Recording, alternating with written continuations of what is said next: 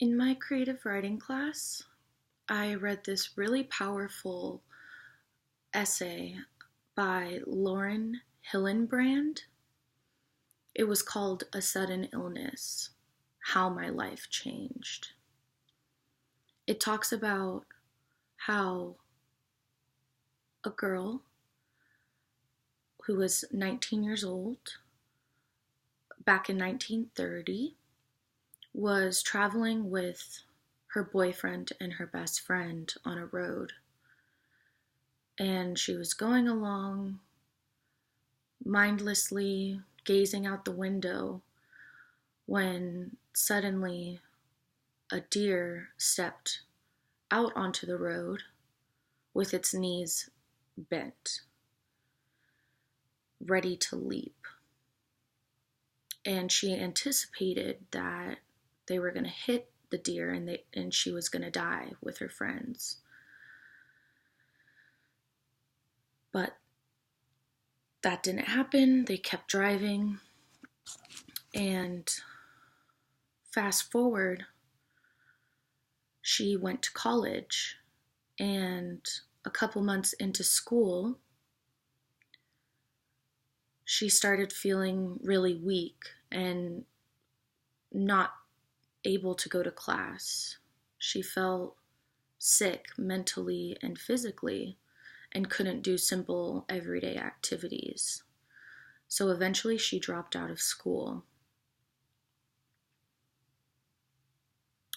Her boyfriend stayed in school, but when this girl, Laura, as it's a personal narrative, when Laura moved back to live with her mom and recover, her boyfriend stayed with her. She started going to doctors. No one knew what was wrong or how to cure her symptoms. And doctor after doctor told her to go see a psychologist, that it was a mental issue, when clearly she was having over 100-degree fevers, strep throat, getting sores on her mouth, having chills during the day and night sweats. And the doctors believed that it was some type of a disease called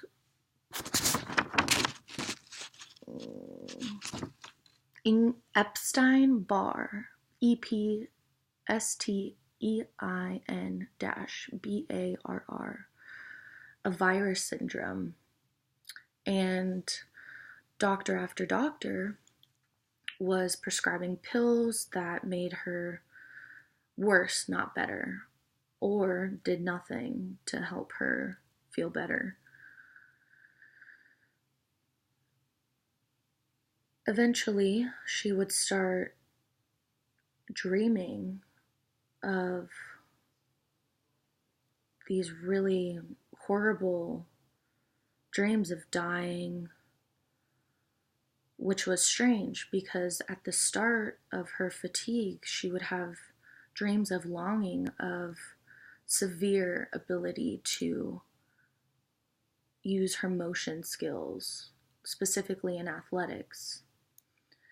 She had dreams about being in the Olympics and breaking records and winning awards for horseback riding, because that was something she did when she was younger. Then she would wake up and feel really depressed. But as things progressed, as I had said before, she started getting severe nightmares of death, and she went through various caretakers and numerous doctors who still could not figure out what was wrong with her. Some of her caretakers, when she was unable to get out of bed, unable to bathe herself, she could hardly communicate, her motor skills were breaking down. The caretakers would come and go as they pleased, and she tells a story about how one of the caretakers actually stole from her heavily at night over a gradual period of time before she could notice that most of her belongings in her house were gone, which was really devastating when you think about it. She started losing a ton of weight, and doctors would tell her that girls shouldn't be that thin. But it wasn't that she wanted to be thin, it was the result of her body breaking down. Her boyfriend came to visit her during the summer, and they decided to take a trip to Washington, D.C. And given that she grew up in Ohio, this was a very long journey, and she was really nervous about being able to make the road trip, given that the slightest thing could send her spiraling in her health. It was very volatile. And halfway through the trip, it started raining and hailing, and the wind was blowing so hard that it really scared her, and she wanted to turn back. But her boyfriend brought into reality the fact that they were closer to the destination than to turn around and go back home. She started growing limp in the car, and she turned stone cold and genuinely thought that she was going to die on that trip. And as soon as they arrived at their friend's house who they were staying with in Washington, D.C., she collapsed in bed, couldn't swallow, and her boyfriend wound up basically pouring just a bit of milk down her throat while she was laying sideways because she couldn't feed herself. Once she was back and was feeling slightly better, she started to write. And she began writing for equestrian journals, getting hired to do piece by piece paid work. And that was how she survived and lived. The disease progressed further to the extent where she couldn't even read the back of a cereal box without getting extreme vertigo and headaches. And this really depressed her because she just wanted the last thing she could cognitively do and physically do, which was write.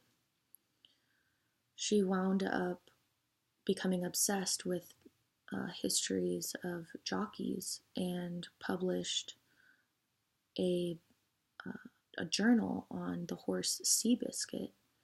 And Random House, the publisher, contacted her and told her that she was a #1 bestseller, which made her ecstatic. Things started to get better for her, situationally speaking, because she finally went to Johns Hopkins, to a hospital, and a doctor was able to actually identify and diagnose that she had chronic fatigue syndrome and that there wasn't a cure, but he could find a way to help teach her to manage her symptoms. Eventually, her and her boyfriend had spent years together, and finally they were able to express the heaviness of the grief of her illness and how it took a toll on their relationship. And being honest actually brought them closer, since they went through a period of silence and not talking to each other or communicating. And at the very end of the piece, she brings back and ends with the memory of believing in the depths of her illness that the deer didn't crash through the window and didn't kill her.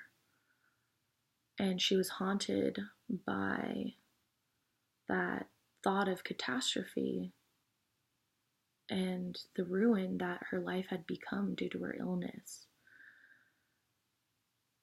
But she had forgotten the critical detail and had a moment of clarity about how the deer's knee didn't straighten when it jumped. The deer didn't go into their path and they survived. She was wrong.